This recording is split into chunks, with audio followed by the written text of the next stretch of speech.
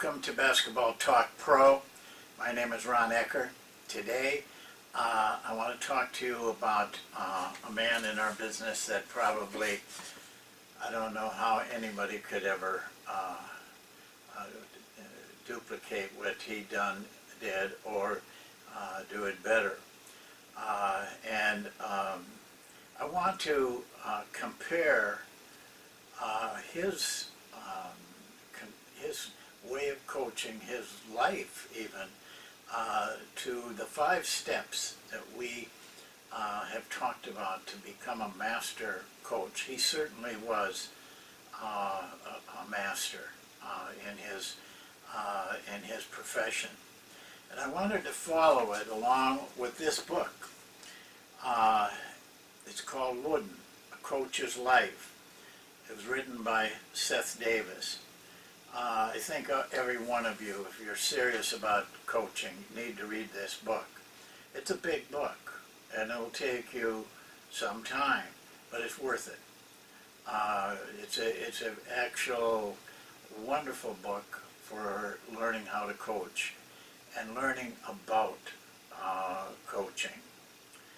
I start, though, with just a brief history of Wooden to give you kind of an idea of the man that he was.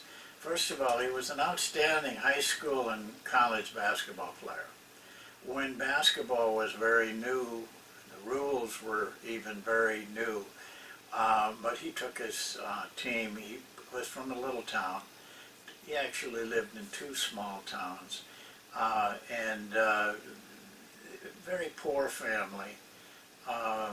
But he took that one of those high school teams to a state championship in Indiana, overcoming a lot of competition, and he was the main reason.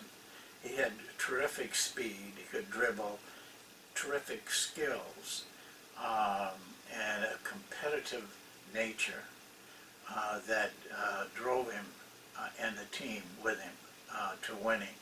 Then he went on to Purdue and played at Purdue and was a unanimous All-American by the time that he left. He was used to playing in competitive situations and excelling and winning, mainly with his drive, his intensity, and his will to win at everything that he did. His family life was, like I said, they were very poor. They had a fairly large family. He just idolized his father. His father had a tremendous amount of impact on the person that John Wooden grew up to be. That's all I can say about that, but the book is able to put the pieces together from John and his family of what kind of man he was. But he had a hard time. He lost a lot of things. Basically, he was pretty much broke most of his life. Wooden admired him tremendously and talked about him, and his father had a great deal of influence on how John came to be. John Wooden was a very devout man. He never used alcohol. He did smoke at one time, but in that part of his life, everybody smoked. It was not considered dangerous. It had no negative impact at all. But when he found out that it did, he quit smoking and never used it again. He took great pride that he never cursed. He used almost childlike expressions to show his displeasure or even his anger. And it was during this time, even as a young man, that he started to build the pyramid that he became famous for. little by little, putting into it pieces that he thought were necessary for success. And it really, the pyramid does not bring out anything very new. It pretty much things he learned going to church and from listening to people, and he read a lot and learned in that way. Basically, all the things on there, many people would put into something like that. His wife was an interesting part of his life. It was a tremendous part of his life. He was devoted to her. He never dated in his whole life another girl. When they were in high school together, and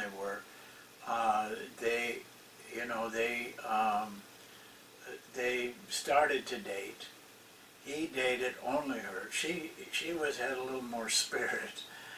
She liked to date other guys, and that drove John crazy. He didn't like it. But there was no doubt that they were on a straight path towards marriage, which of course they ended up. But Nell was a lot more vocal than John. But she was devoted to him also. When every job John had, he made sure that she could go with him on every road trip. He never traveled without his wife. They were constantly together. But they were not socially socialites. They didn't socialize much at all, which gave him the impression of being standoffish, which wasn't really true, but this is the way his life was. They would go out once in a while to dinner with some friends after games and stuff, but other than that, they just lived by themselves and raised their family. Interestingly enough, John Wooden never owned a house, never owned a home until after he retired from coaching. He lived in an apartment and raised his whole family in an apartment that they lived in all the time they were in UCLA, all those years. After he retired, he and his wife bought a condominium, which is really probably nothing more than a more glorified apartment. He lived very simply. Because of that, he could devote most of his energy to what he loved, and that was basketball and coaching. Another thing that will surprise a lot of people, the year that he retired, after winning 10 of the last 12 NCAA championships and at running up a streak of 80-some straight wins, his salary was $34,000, or very close to that. That's all the salary he made. At one time, when he was a UCLA coach, very on the way to being very successful, he actually had a part-time job that he would go to early in the morning. It was like working in a creamery where he loaded trucks with, these big cream things that they put in their cream in and got them back and forth. And then he would have to run to get to his office in time. So he was it was a very simple life. Well, I want to, as I said, compare this to the steps to his life and his coaching, to the steps that we were talking about. But I want to start at the bottom and work to the top. First of all, on the bottom, the very bottom one is have a mentor. It's a little bit difficult to determine what and who John's mentors were, because he kept everything so much to himself. But we do know from the book that he did reach out to high-level coaches. to get their thoughts on different things. Branch McCracken, the great Indiana college coach, was one of them. Tony Hinkle, who he admired tremendously, even though Hinkle didn't have the reputation that these other had. And then a strange one, Marv Harshman, who's actually a coach at Washington State, who did, did a wonderful job of coaching, but he could never win the championship. But he and Wooden gained some type of a bond, and Wooden did talk to him. And of course, a tremendous mentor of his was Piggy Lambert. Piggy Lambert was his college coach. He respected him tremendously and was influenced highly by Lambert's style, which was kind of unique at that time, a high-speed, accelerated style of play, which Wooden attempted to do the same thing most of his career. Lambert had a big impact on him. Though Lambert, passed away, so really was not a mentor in the years when Wooden was at UCLA. But he did reach out to people, but it was kind of in a quiet way and didn't talk about it. So no one really knew, but he did depend on them. And then the next step is a system. Well, he certainly had a system. But the system was based early on and pretty much completely through his career. It was based on speed and conditioning. His belief was that he wanted to push opponents so hard that in the end the team's conditioning would win, even if they were behind going into the end. And to be very honest with you, it held, it was a pretty strong thing that happened a lot. A lot of his games were won late in the game, and due to the pace that was set and the conditioning that he put his players through. It definitely was, he had some, actually had a lot of innovative ideas. And one of them was the use of the zone press that won the first national championship for him, NCAA.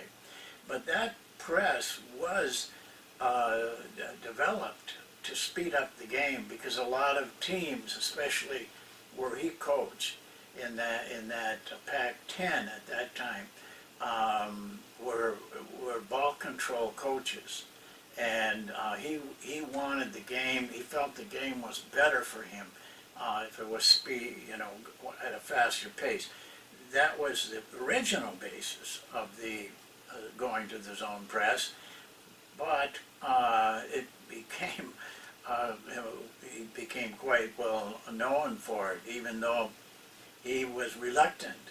His assistant really was the one who pushed him and kept badgering him about it until John decided to try it. And he did things like his man-to-man defense, which he played almost entirely, was a switching man-to-man. He called it a man-to-man defense with zone principles, and that's what it became. It was difficult to play against that. Denny Crum, who was his assistant and played for him, brought it with him to Louisville, and they played the same way, and had a lot of success with it. He did not change a lot, but he would change on occasion. When he got Alcindor, he had to, it slowed his team down a little bit.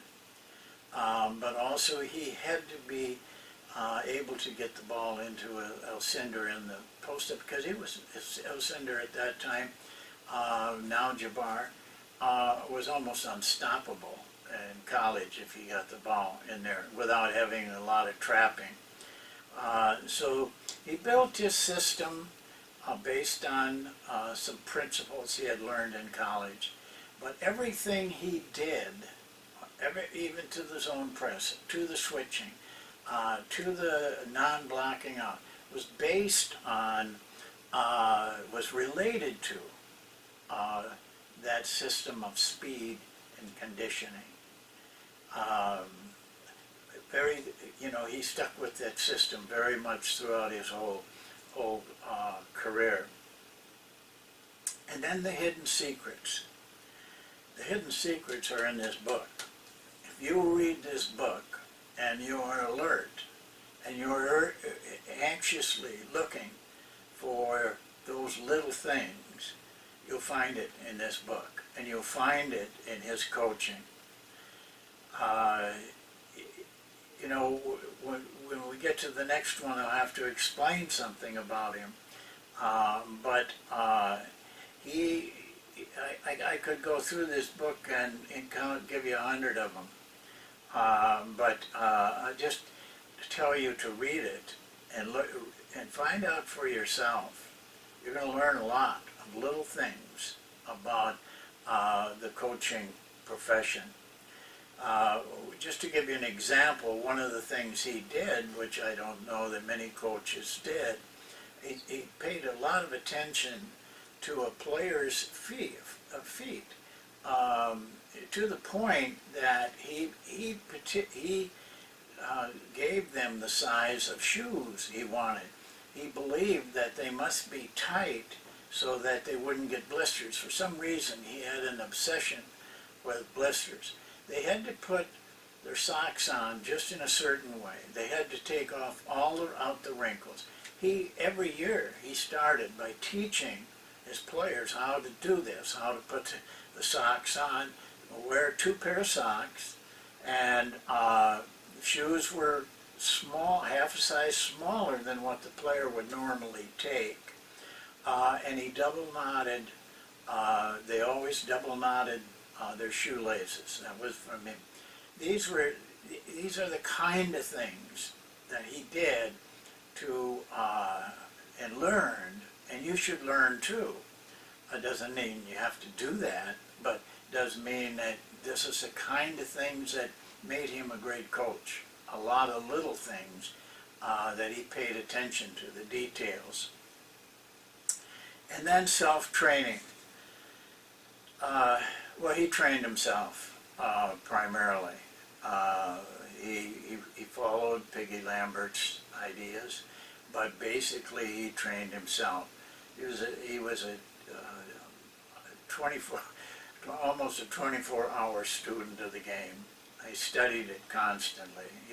He worked with it constantly, trying new things, trying to better himself as a coach, learning new things. He definitely took self-training to its highest level. He could not have succeeded the way he did had he not done that. He was obsessed with that, and I can't tell you enough for your own good that you have to have that same drive to train yourself. It's not easy. It's hard. Work hard. You have to work very hard at it, but it'll pay off in dividends.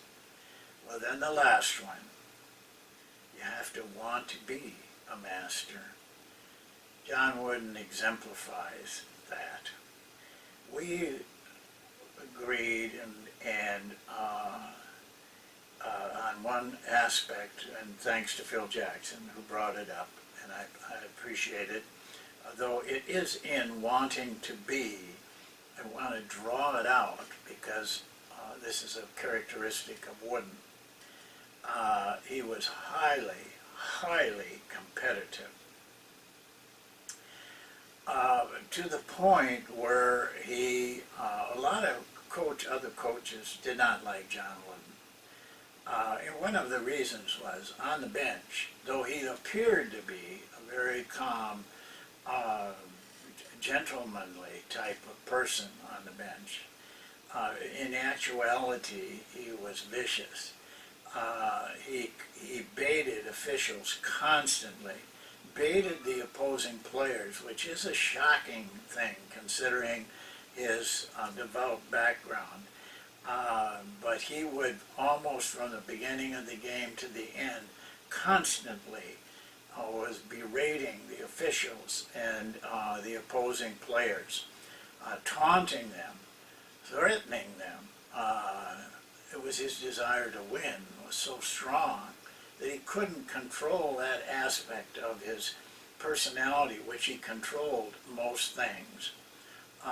It was a viciousness about him, and but I think you have to understand, and as you read this book and see what he went through in his life, how determined he had to be, and this determination, this will to win, came out in this fierceness during games, and it carried over to his players. It may surprise most people, but his players did not particularly like him or like playing for him. He did not bond with them very well. He did not, he kept himself fairly aloof from them. In actuality, he loved his players, but this was his way. They thought they thought he did not think about them enough, that he was very cold to them. He was also very tough with them, very strong disciplinarian. In LA, Los Angeles, which at that time and still is probably a very loosey-goosey city, with the Hollywood stars and all of this, he maintained an old-time Indiana discipline of his players. Even at that time, it's no big thing now, but I was coaching at that time, so we all went through the problem. Players were growing their hair very long. That was a style, got to be a style. But it was unbecoming to players, and many of us had to find ways to discipline that. He did. He had one player that tested him,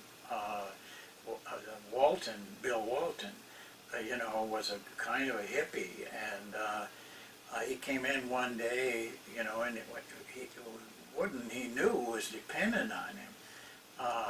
But he came in one day for the first practice with his hair too long, and Wooden told him to go down and cut his hair to the right length. He wouldn't do it, and he confronted Wooden about it, and it was very adamant. And Wooden said to him, "Well, Bill, I admire the fact that you want to stick by your convictions, and I always will admire you for that, and the team's going to miss you." And Walton was just dumbfounded. He ended up going down and cutting his hair. Whether Wooden would have lived by that, I don't know. But that's the kind of discipline that he had. And getting back to his players, I want to read you something, a couple of things in this book that will tell you somewhat what I'm talking about. But here's how tough he could be. He got mad at Walt Hazzard, one of his great players, in practice. Hazzard confronted him. Wooden kicked him off the floor, told him to leave the floor. And when Hazzard did, Wooden ran alongside of him all the way to the locker room, yelling at him and chewing him out. Never cursing, John would say, but that's the kind of spirit that this man had. I'll read you just a paragraph. he was more angry than he let on. They had won the game because they won almost all of them, but he didn't like the way they played. When Wooden came into the locker room after the game, he saw the players lounging in front of their lockers, sipping Pepsi and yucking it up as though they had performed well. According to Hazard, Wooden ripped into them something fierce. He was screaming, "You bunch of fat cats, look at you, just sitting around with your attitude tonight." Hazard recalled. Hazard had scored 26 points, so he ignored the diatribe. Wooden noticed this and turned on his point guard, "And you're the main one. If you ever play like that again, you'll never play for UCLA." Hazard had heard all of this before, but this time he believed Wooden was out of line. He stood up to Wooden and gave as good as he got. The confrontation grew so heated that the trainer had to step in and separate them. Coach was still screaming like a madman, just going nuts, Hazard said. I said, "Hey, I've taken this for 3 years, I'm not taking it anymore." That's the kind of determination John Wooden had. To me, it exemplifies how bad he wanted to succeed, how bad he wanted to excel, and he did. He did. But he put up with a lot of things when he was winning all those championships. And I want to read you a couple more places to give you an idea of what he went through. First of all, there was a man named Sam Gilbert. Sam Gilbert did a lot for Wooden, but in an odd way. Basically, he was violating NCAA rules with the players, and Wooden suspected it. How hard John Wooden went to stop it is a little bit hard to understand. But what he would do is he would go to J.D. Morgan, the athletic director, and then Morgan would say, "I'll take care of it." Well, there's an underside of that story that Morgan was a little reluctant to go head on with Gilbert. First of all, because Gilbert was a very rich man, and in fundraising he was, very influential. But Morgan also thought that he was connected with the mafia, and it scared him a little bit. I'll read this to you. Whether or not Gilbert was actually connected did not matter. What mattered was that Morgan was convinced that he was. J.D. believed that he was a member of the so-called Miami Mafia, and that he either had or was capable of committing physical violence and murder.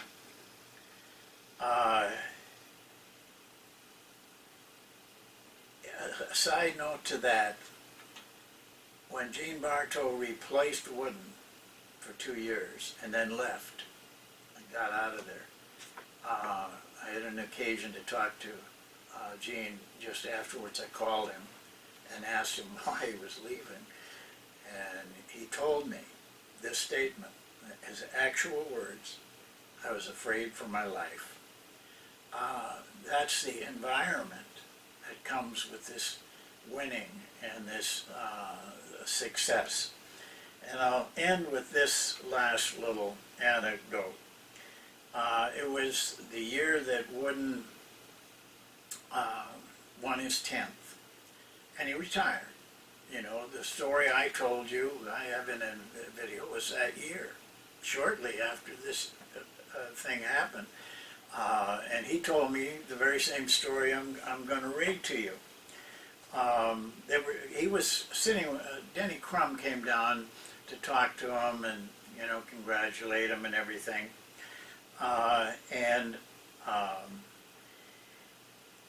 Crum was standing next to Wooden when a well-heeled alumnus walked up to offer his good wishes.